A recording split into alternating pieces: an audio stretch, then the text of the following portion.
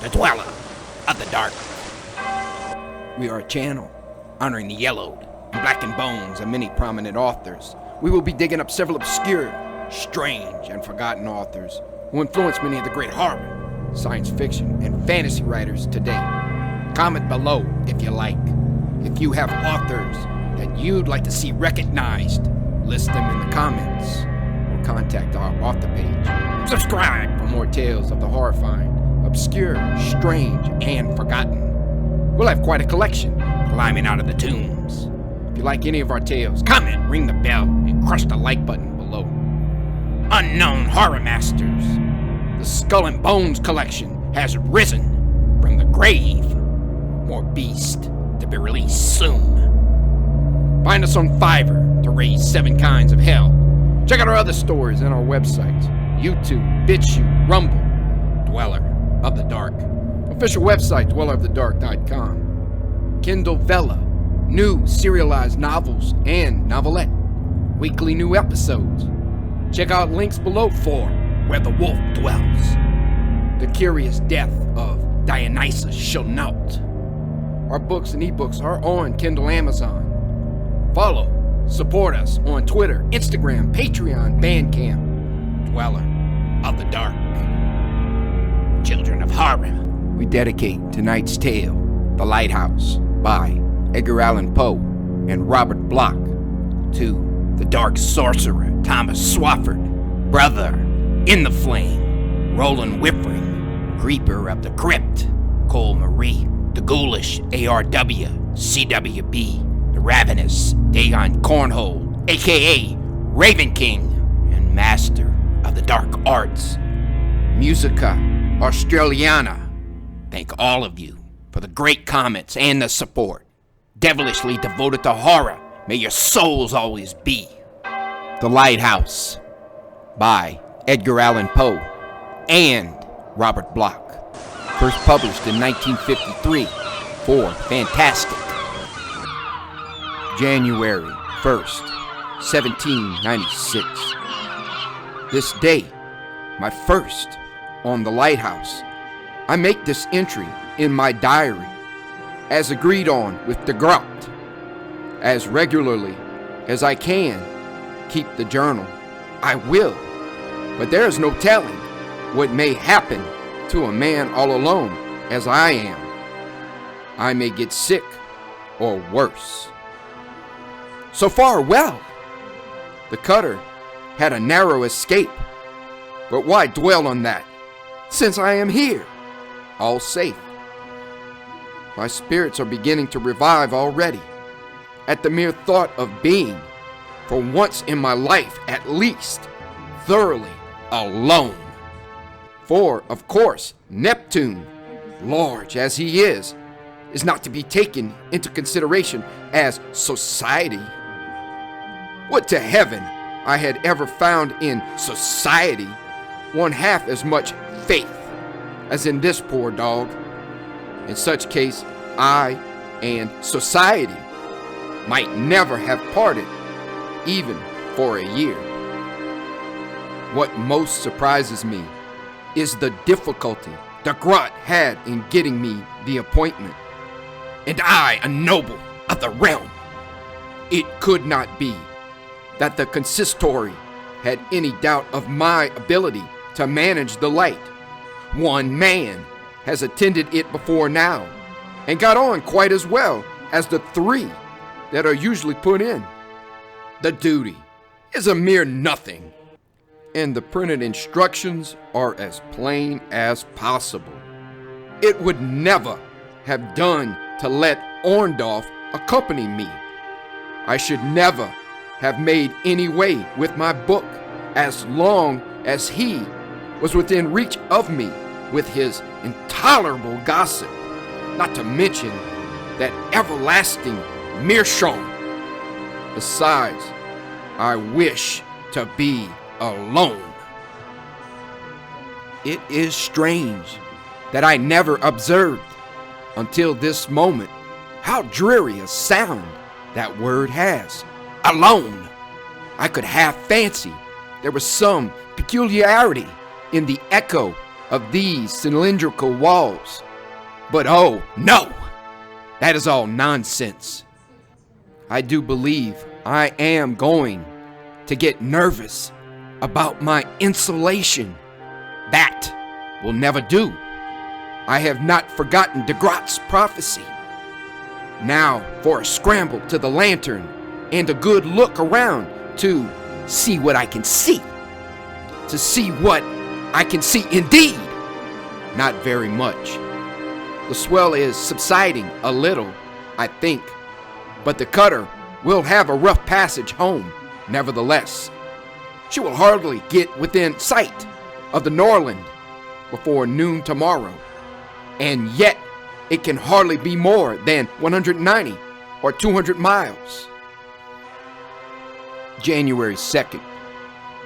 I have passed this day in a species of ecstasy that I find it impossible to describe. My passion for solitude could scarcely have been more thoroughly gratified. I do not say satisfied, for I believe I should never be satiated with such delight as I have experienced today. The wind lulled after daybreak, and by the afternoon, the sea had gone down materially.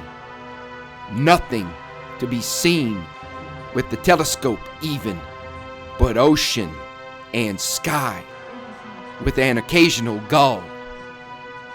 January 3rd. A dead calm all day.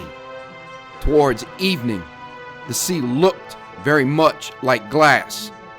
A few seaweeds came in sight, but besides them, absolutely nothing all day.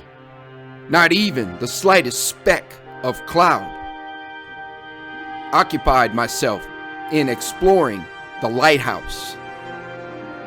It is a very lofty one, as I find to my cost when I have to ascend its interminable stairs. Not quite 160 feet, I should say, from the low water mark to the top of the lantern.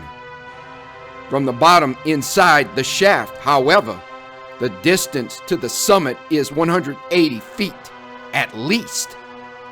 Thus the floor is 20 feet below the surface of the sea, even at low tide.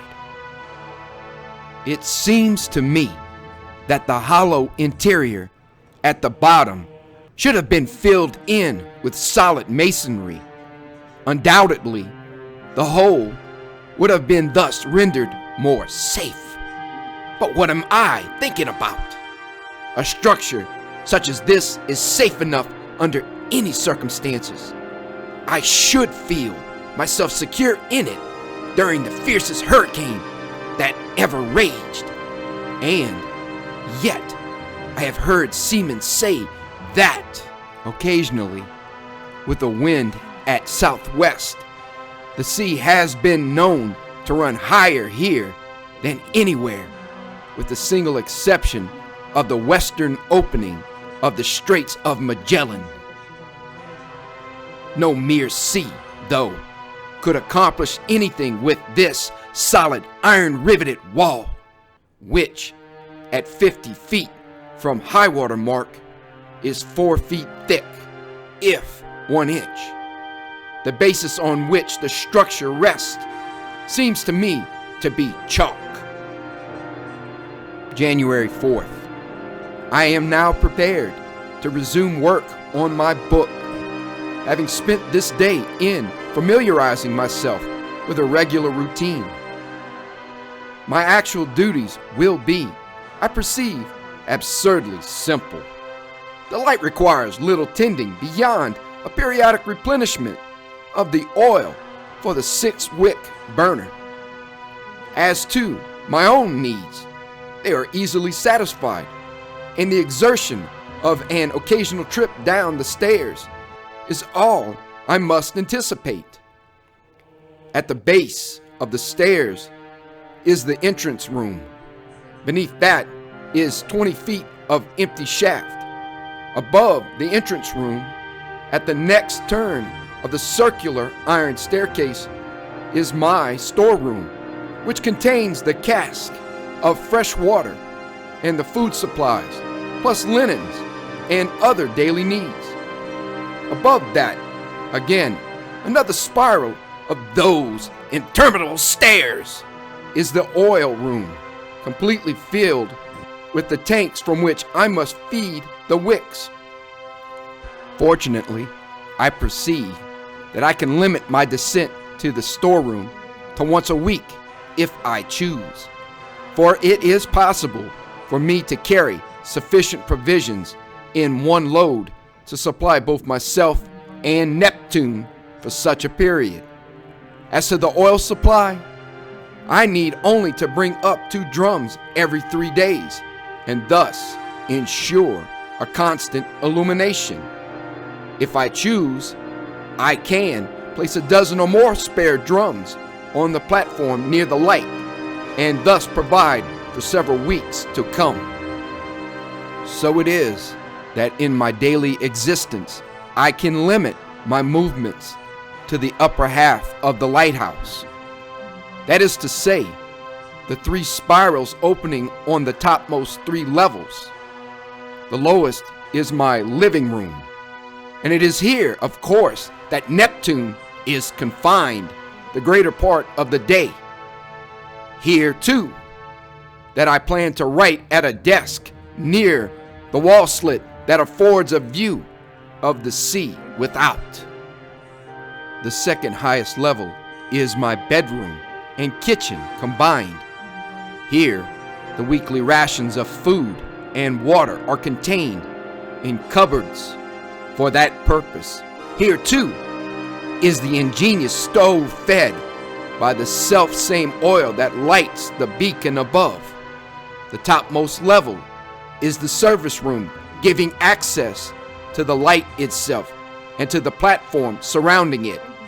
Since the light is fixed and its reflectors set, there is no need for me ever to ascend to the platform save when replenishing the oil supply or making a repair or adjustment as per the written instructions, a circumstance which may well never arise during my stay here. Already I have carried enough oil, water, and provender to the upper levels to last me for an entire month. I need stir from my 2 rooms only to replenish the wicks. For the rest, I am free, utterly free. My time is my own, and in this lofty realm I rule as king.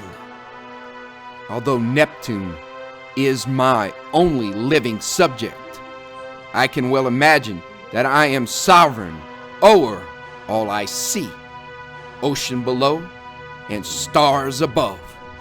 I am master of the sun that rises in rubicund radiance from the sea at dawn, emperor of wind and monarch of the gale, sultan of the waves that sport or roar in roiling torrents about the base of my palace pinnacle. I command the moon in the heavens, and the very ebb and flow of the tide does homage to my reign. But enough of fancies. The grot warned me to refrain from morbid or from grandiose speculation. Now I shall take up in all earnestness the task that lies before me. Yet this night, as I sit before the window in the starlight, the tide sweeping against these lofty walls can only echo my exultation. I am free, and at last alone. January 11th. A week has passed since my last entry in this diary, and as I read it over, I can scarce comprehend that it was I who penned those words. Something has happened, the nature of which lies unfathomed. I have worked, eaten, slept, replenished the wicks twice. My outward existence has been placid. I can ascribe the alteration in my feelings to naught but some inner alchemy, enough to say that a disturbing change has taken place. Alone, I, who breathe the word as if it were some mystic incantation bestowing peace, have come, I realize it now, to loathe the very sound of the syllables, and the ghastliness of meaning I know full well. It is a dismaying, it is a dreadful thing to be alone, truly alone, as I am, with only Neptune to exist beside me, and by his breathing presence remind me that I am not the sole inhabitant of a blind and senseless universe.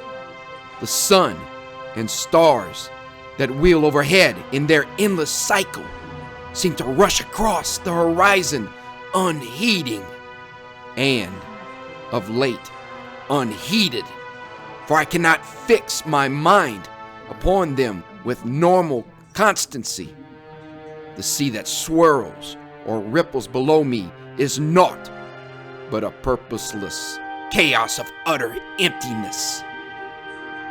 I thought myself to be a man of singular self-sufficiency, beyond the petty needs of a boring and banal society. How wrong I was! For I find myself longing for the sight of another face, the sound of another voice, the touch of other hands, whether they offer caresses or blows. Anything for reassurance that my dreams are indeed false and that I am not actually alone. And yet I am, and I will be. The world is 200 miles away. I will not know it again for an entire year, and it in turn, but no more. I cannot put down my thoughts while in the grip of this morbid mood. January 13th. 2 more days, 2 more centuries have passed. Can it be less than 2 weeks since I was immured in this prison tower? I mount the turret of my dungeon and gaze at the horizon. I am not hemmed in by bars of steel, but by columns and pillars and webs of wild and raging water. The sea has changed. Gray skies have wrought a wizardry so that I stand surrounded by a tumult that threatens to become a tempest. I turn away, for I can bear no more, and descend to my room. I seek to write. The book is bravely begun, but of late I can bring myself to do nothing constructive or creative, and in a moment I fling aside my pen and rise to pace, to endlessly pace the narrow, circular confines of my tower of torment. Wild words, these? And yet, I am not alone in my affliction. Neptune the loyal, the calm, the placid, feels it too. Perhaps it is but the approach of the storm that agitates him so. For nature bears closer kinship with the beast. He stays constantly at my side, whining now, and the muffled roaring of the waves without our prison causes him to tremble. There is a chill in the air that our stove cannot dissipate, but it is not cold that oppresses him. I've just mounted to the platform and gazed out at the spectacle of gathering storm. The waves are fantastically high. They sweep against the lighthouse in titanic tumult. These solid walls of stone shudder rhythmically with each onslaught. The churning sea is gray no longer. The water is black. Black as basalt and as heavy. The sky's hue has deepened so that at the moment no horizon is visible. I am surrounded by a billowing blackness thundering against me. Back below now, as lightning flickers, the storm will break soon, and Neptune howls piteously. I stroke his quivering flanks, but the poor animal shrinks away. It seems that he fears even my presence. Can it be that my own features betray an equal agitation? I do not know. I only feel that I am helpless, trapped here, and awaiting the mercy of the storm. I cannot write much longer, and yet I will set down a further statement. I must, if only to prove to myself that reason again prevails.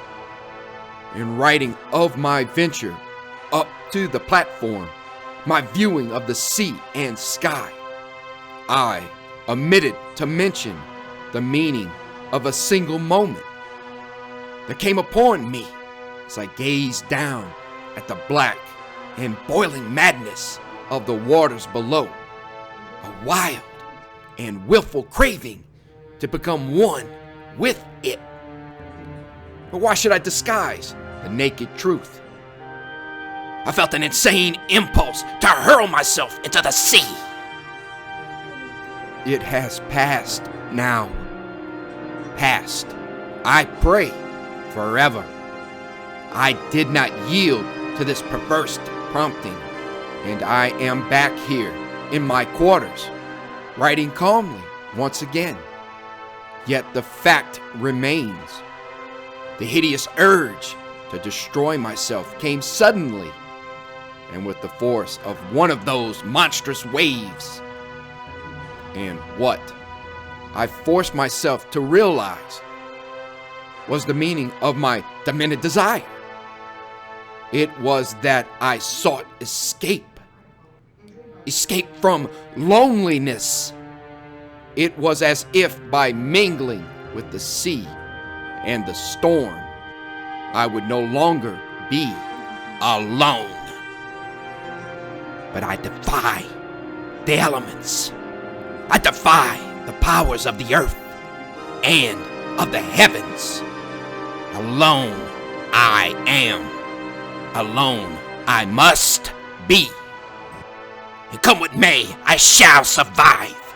My laughter rises above all your thunder. So, ye spirits of the storm, blow, howl, rage, hurl your watery weight against my fortress. I am greater than you in all your powers. But wait, Neptune. Something has happened to the creature. I must attend him. January 16th. The storm is abated. I am back at my desk now, alone. Truly alone. I have locked poor Neptune in the storeroom below. The unfortunate beast seems driven out of his wits by the forces of the storm. When last I wrote, he was worked into a frenzy, whining and pawing and wheeling in circles. He was incapable of responding to my commands, and I had no choice but to literally drag him down the stairs by the scruff of his neck and incarcerate him in the storeroom where he could not come to harm. I own that concern for my safety was involved. The possibility of being imprisoned in this lighthouse with a mad dog must be avoided. His howls throughout the storm were pitiable indeed, but now he is silent. When last I ventured to gaze into the room, I perceived him sleeping, and I trust that rest and calm will restore him to my full companionship as before. Companionship! How shall I describe the horrors of the storm I faced alone? In this diary entry, I have prefaced a date, January 16th, but that is merely a guess. The storm has swept away all track of time. Did it last a day, 2 days, 3? As I now surmise, a week or a century? I do not know. I know only an endless raging of waters that threatened time and again to engulf the very pinnacle of the lighthouse. I know only an eternity of ebony, an eon of billowing black composed of sea and sky commingled. I only know that there were times when my own voice outroared the storm. And how can I convey the cause of that? There was a time, perhaps a full day, perhaps much longer, when I could not bear to rise from my couch, but lay with my face buried in the pillows, weeping like a child. But mine were not the pure tears of childhood innocence. Call them, rather, the tears of Lucifer upon the realization of his eternal fall from grace.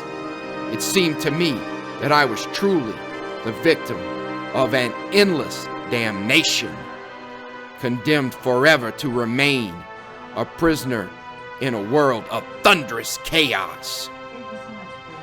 There is no need to write of the fancies and fantasies which assailed me through those unhallowed hours. At times I felt that the lighthouse was giving way and that I would be swept into the sea. At times I knew myself to be a victim of a colossal plot. I cursed De Groot for sending me knowingly to my doom. At times, and these were the worst moments of all, I felt the full force of loneliness crashing down upon me in waves higher than those wrought by water. But all has passed, and the sea and myself are calm again. A peculiar calmness this. As I gaze out upon the water, there are certain phenomena I was not aware of until this very moment. Before setting down my observations, let me reassure myself that I am, indeed, quite calm. No trace of my former tremors or agitation yet remains. The transient madness induced by the storm has departed, and my brain is free of phantasms. Indeed, my perceptive faculties seem to be sharpened to an unusual acuity. It is almost as though I find myself in possession of an additional sense, an ability to analyze and penetrate beyond former limitations superimposed by nature. The water on which I gaze is placid once more. The sky is only lightly leaden in hue. But wait! Low on the horizon creeps a sudden flame. It is the sun, the Arctic sun, in sullen splendor, emerging momentarily from the pall to incarnadine the ocean. Sun and sky, sea and air about me turn to blood. Can it be I, who but a moment ago would have returned, regained sanity? I, who have just shrieked aloud, alone, and half rising from my chair, heard the muffled, booming echo reverberate through the lonely lighthouse, its sepulchral accent intoning, alone. In answer, it may be that I am, despite all resolution, going mad. If so, I pray the end comes soon. January 18th. There will be no end.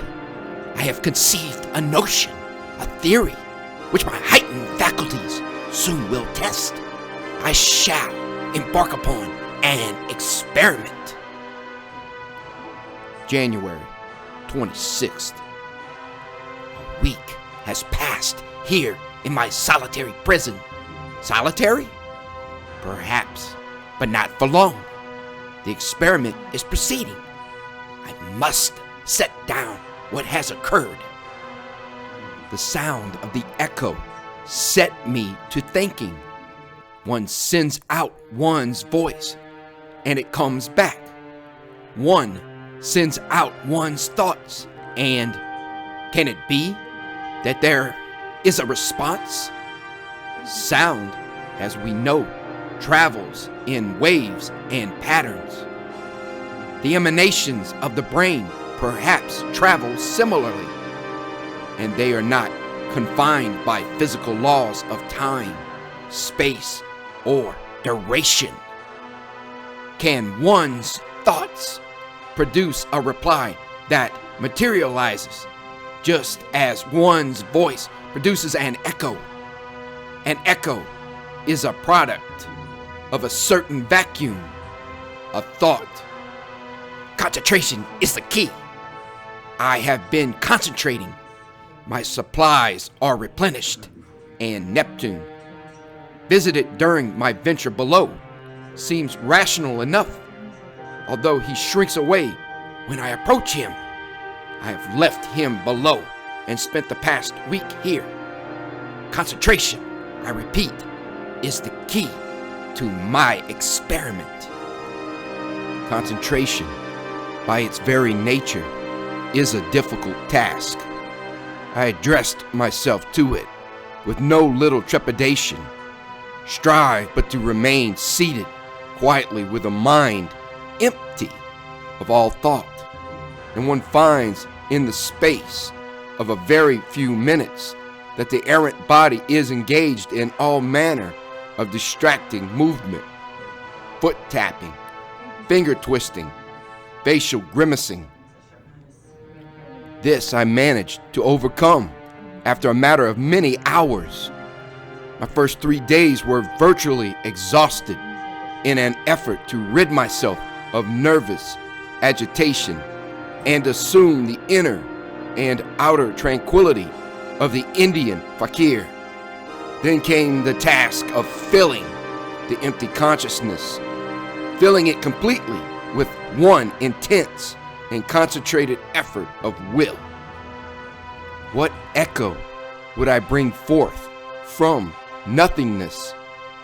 What companionship would I seek here in my loneliness? What was the sign or symbol I desired? What symbolized to me the whole absent world of life and light? De Groot would laugh me to scorn if he but knew the concept that I chose. Yet I, the cynical, the jaded, the decadent, searched my soul, plumbed my longing, and found that which I most desired, a simple sign, a token of all the earth removed, a fresh and growing flower, a rose. Yes, a simple rose is what I have sought, a rose torn from its living stem, perfumed with the sweet incarnation of life itself. Seated here before the window, I have dreamed, I have mused, I have then concentrated with every fiber of my being upon a rose. My mind was filled with redness, not the redness of the sun upon the sea, or the redness of blood, but the rich and radiant redness of the rose. My soul was suffused with the scent of a rose as I brought my faculties to bear exclusively upon the image. These walls fell away. The walls of my very flesh fell away, and I seemed to merge in the texture, the odor, the color, the actual essence of a rose. Shall I write of this, the seventh day, when seated at the window, as the sun emerged from the sea, I felt the commanding of my consciousness? Shall I write of rising, descending the stairs, opening the iron door at the base of the lighthouse, and peering out at the billows that swirled at my very feet? Shall I write of stooping, of grasping, of holding? Shall I write that I have indeed descended those iron stairs and returned here with my wave-borne trophy? That this very day, from waters 200 miles distant from any shore, I have reached down and plucked a fresh rose. January 28th. It has not withered.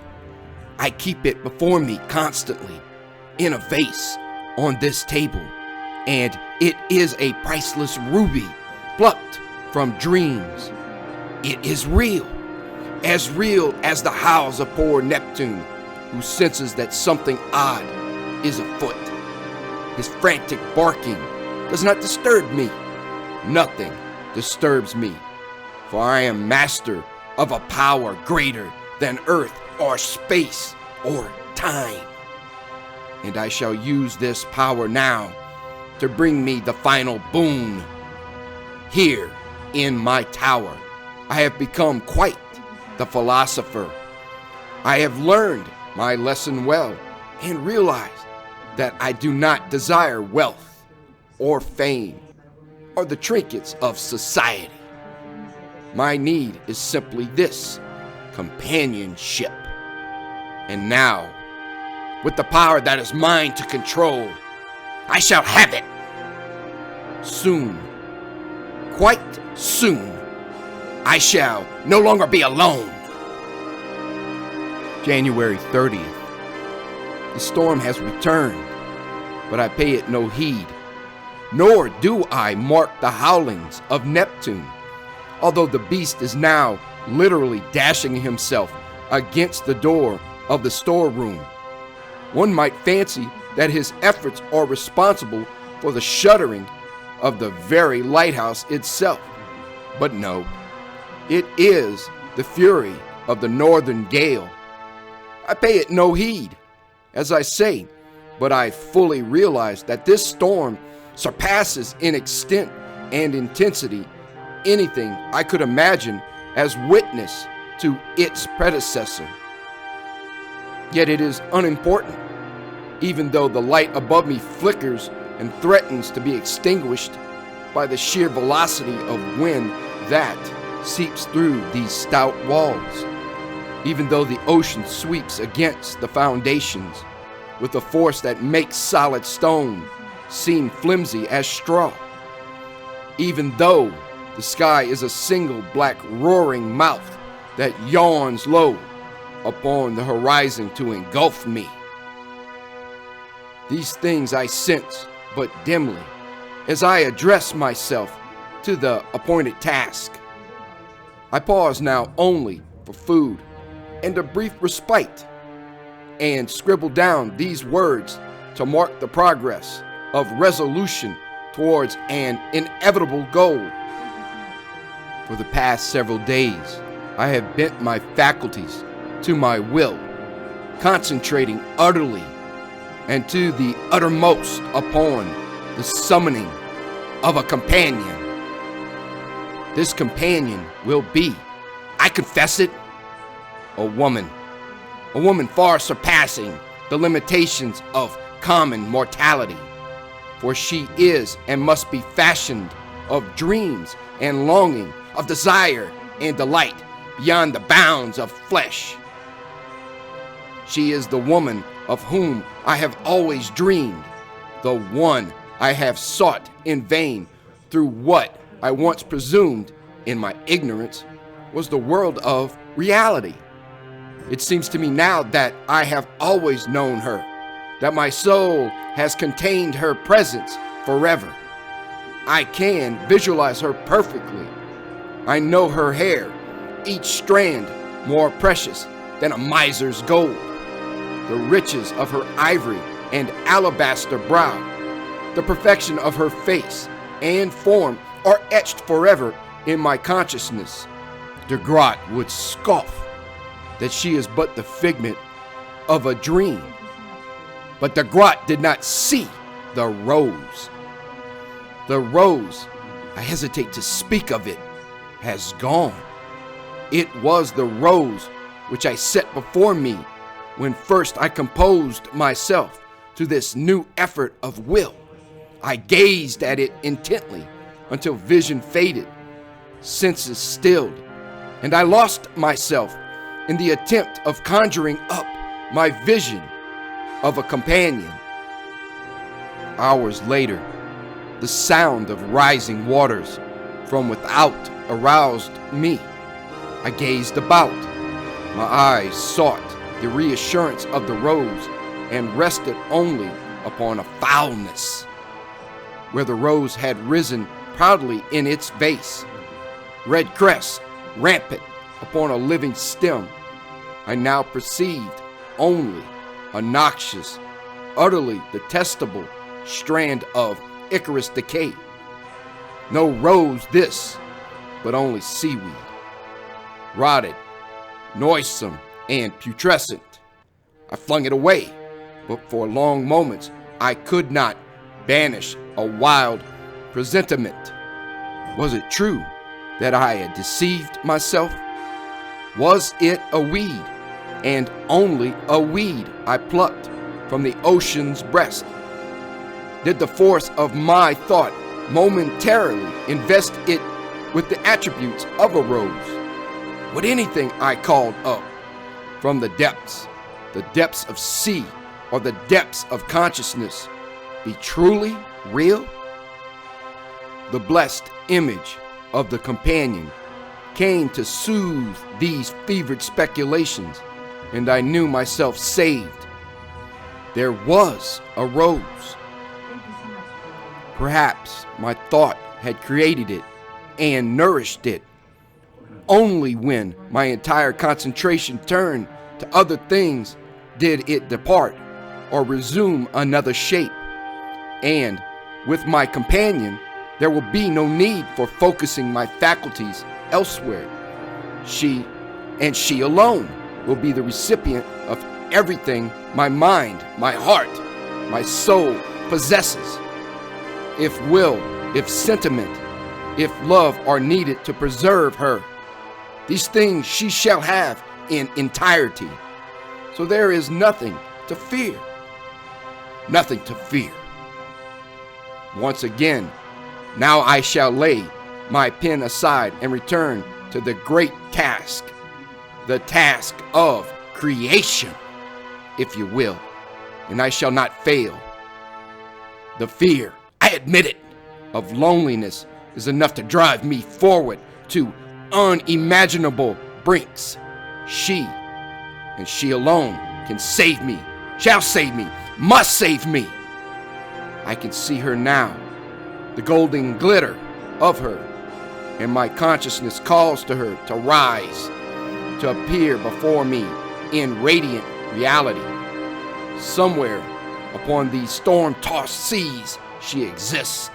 I know it. And wherever she may be, my call will come to her, and she will respond. January 31st. The command came at midnight. Roused from the depths of the most profound innermost communion by a thunderclap, I rose as though in the grip of somnambulistic compulsion, and moved down the spiral stairs.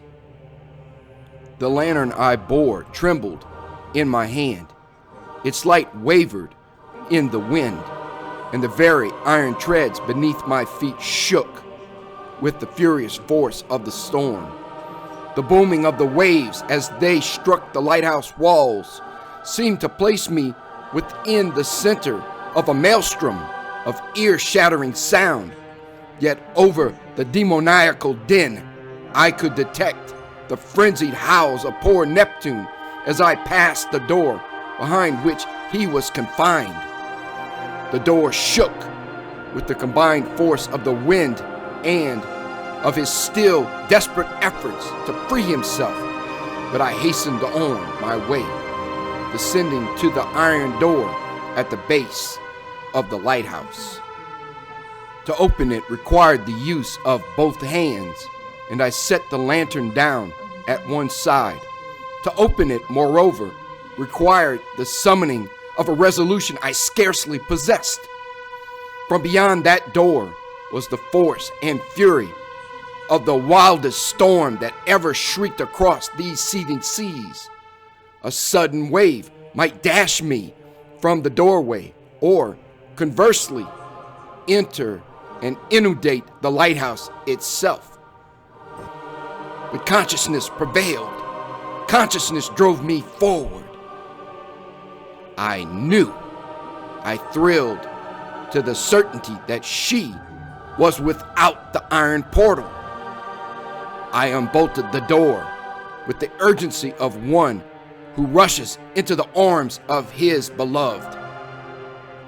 The door swung open, blew open, roared open, and the storm burst upon me. A ravening monster of black-mouthed waves capped with white fangs. The sea and sky surged forward as if to attack, and I stood enveloped in chaos. A flash of lightning revealed the immensity of utter nightmare. I saw it not, for the same flash illumined the form, the lineaments of she whom I sought. Lightning and lantern were unneeded. Her golden glory outshone all as she stood there, pale and trembling, a goddess arisen from the depths of the sea. Hallucination, vision, apparition. My trembling fingers sought and found their answer. Her flesh was real, cold as the icy waters from whence she came, but palpable and permanent. I thought of the storm, of doomed ships and drowning men, of a girl cast upon the waters and struggling towards the succor of the lighthouse beacon. I thought of 1,000 explanations, 1,000 miracles, 1,000 riddles or reasons beyond rationality. Yet only one thing mattered. My companion was here, and I had but to step forward and take her in my arms. No word was spoken, nor could one be heard in all that inferno. No word was needed, for she smiled. Pale lips parted as I held out my arms, and she moved closer. Pale lips parted, and I saw the pointed teeth set in rows like those of a shark. Her eyes, fish-like and staring, swam closer. As I recoiled, her arms came up to cling, and they were cold as the waters beneath, cold as the storm, cold as death. In one monstrous moment, I knew with uttermost certainty that the power of my will had indeed summoned. The call of my consciousness had been answered, but the answer came not from the living, for nothing lived in this storm. I had sent my will out over the waters, but the will penetrates all dimensions, and my answer had come from below the waters, She was from below, where the drowned dead lie dreaming, and I had awakened her and clothed her with a horrid life, a life that thirsted and must drink. I think I shrieked then, but I heard no sound. Certainly, I did not hear the howls from Neptune as the beast burst from his prison, bounded down the stairs, and flung himself upon the creature. His furry form bore her back and obscured my vision. In an instant, she was falling backwards away into the sea that spawned her. Then, and only then, did I catch a glimpse of the final moment of animation in that which my consciousness had summoned. Lightning seared the sight inexorably upon my soul, the sight of the ultimate blasphemy I had created in my pride. The rose had wilted. The rose had wilted and become seaweed, and now the golden one was gone, and in its place was the bloated, swollen obscenity of a thing long drowned and dead, risen from the slime, and to that slime returning. Only a moment, and then the waves overwhelmed it, bore it back into the blackness. Only a moment, and the door was slammed shut. Only a moment, and I raced up the iron stairs, Neptune yammering at my heels. Only a moment, and I reached the safety of this sanctuary. Safety? There is no safety in the universe for me. No safety in a consciousness that could create such horror. And there is no safety here. The wrath of the waves increases with every moment. The anger of the sea and its creatures rises to an inevitable crescendo. Mad or sane, it does not matter, for the end is the same in either case. I know now that the lighthouse will shatter and fall. I am already shattered and must fall with it. There is time only to gather these notes, strap them securely in a cylinder, and attach it to Neptune's collar. It may be that he can swim or cling to a fragment of debris. It may be that a ship passing by this toppling beacon may stay and search the waters for a sign, and thus find and rescue the gallant beast. That ship shall not find me. I go with the lighthouse and go willingly down to the dark depths. Perhaps, is it but perverted poetry? I shall join my companion there forever. Perhaps. The lighthouse is trembling. The beacon flickers above my head, and I hear the rush of waters in their final onslaught. There is, yes, a wave bearing down upon me. It is higher than the tower. It blots out the sky itself. Everything.